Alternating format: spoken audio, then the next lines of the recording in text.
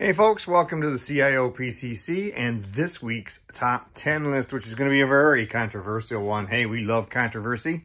And so we're going to pick the top 10 best all-time action figure lines. Now, these are going to be action figure lines of a smaller scale. I'm going to skip six scale because I'm going to do a whole top 10 of just 6 scale lines because I felt that if I added both smaller scale and larger scale stuff together, I would water down things too much. So this is just going to be smaller scale, but I am going to have a few guiding rules here. I'm looking at stuff that had long-term success. I'm looking at stuff that produced lots and lots of figures and stuff that I found particularly important historically in one way or another. And I'm going to start out in number 10 slot with the Playmates Star Trek line. Playmates is actually going to get 2 lines in my top 10. Them and Mattel are the only ones to be able to do that. And of course, the Playmates Star Trek line came out during a period of time when collecting was really just starting to get rolling in the 90s. They did a huge number of figures. I only have a smattering of the stuff they did. Mostly focused on the original series, because, you know, that's the thing I love the most. But they covered just about every series that had existed up to that point. They did a wonderful job with it. And it was truly a collector's line, even though it was sold at the store. So that's number 10.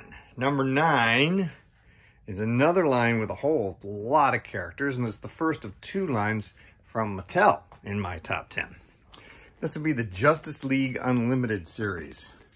They gave us 2-packs and 6-packs and 3-packs and 8-packs and every kind of pack you can possibly imagine so that they could give us all kinds of unique characters repacked once again with other characters they'd already done.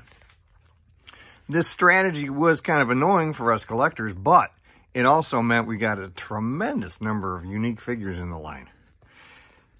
The style was really cool. And while those stupid little feet, spindly little legs could be a problem, I still think it is one of the finest lines, especially for the DC world, that's ever been produced. We're going to get some more DC here, but we're going to kind of go old school with number 8. Superpowers. Now, the first 2 lines I just told you about, those are still lines that you can kind of collect relatively well, easily. Stuff's available. You won't break the bank with either one of them. While there might be a few rare figures, you can get a large quantity of them at reasonable prices. That is not the case with Superpowers. Now, this is a line that even in the 90s, that was only 10 years old. And it was already extremely expensive for collectors. And it was a line that got a lot of collectors started. It was one that was very popular, had a terrific assortment of characters and vehicles, and it was really cool. And already had a lot of nostalgia for people in the 90s. So it was a big gateway drug for a lot of us into the collecting world. I'm still missing a couple, but one of these days I'll pick them up. Number 7 is Spawn. Now, how could I leave Spawn? How could anybody leave Spawn out of a top 10 greatest action figures list? This is not possible. It's just not sensible. Todd reinvented the whole genre.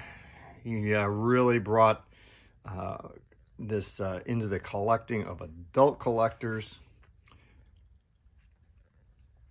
and really stepped things up. Now, sort of, kind of, this is probably the first line here that I've mentioned that still exists. You know, McFarlane has done some more Spawn figures with their latest releases.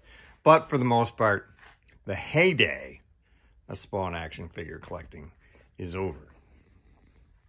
And you can still get a lot of the old Spawn figures pretty reasonable. Again, there's a few here and there that are hard to come by because they were either tail enders or they were produced in lower numbers. But for the most part, you can come up with a lot of them.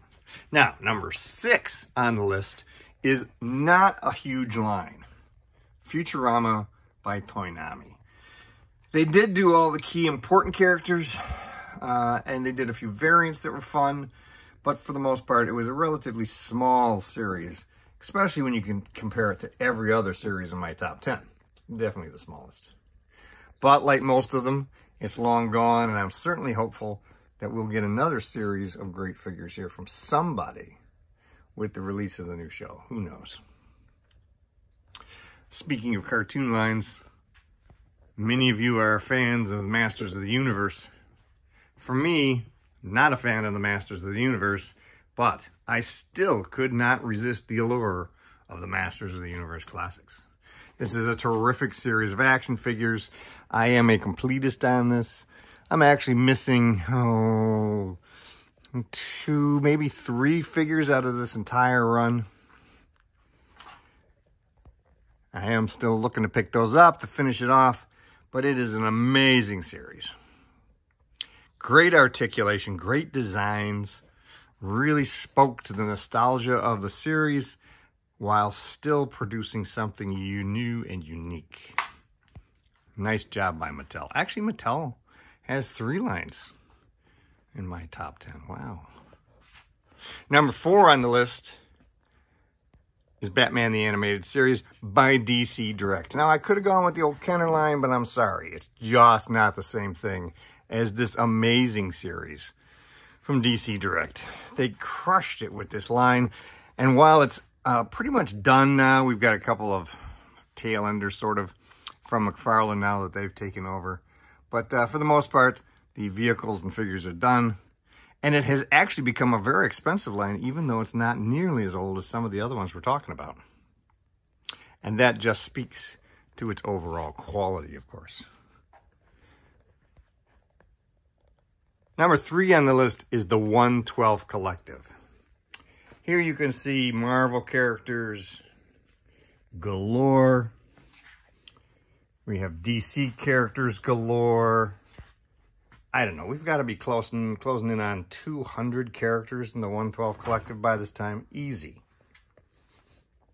And they do not just Marvel and DC, of course, but they have plenty of both their in-house license as well as various other horror, science fiction, etc. licenses that they've done over the years. Now, this is the only one of my top 10 that I consider an ongoing line. No end in sight for these guys. I plan on sticking it out to the bitter end with them.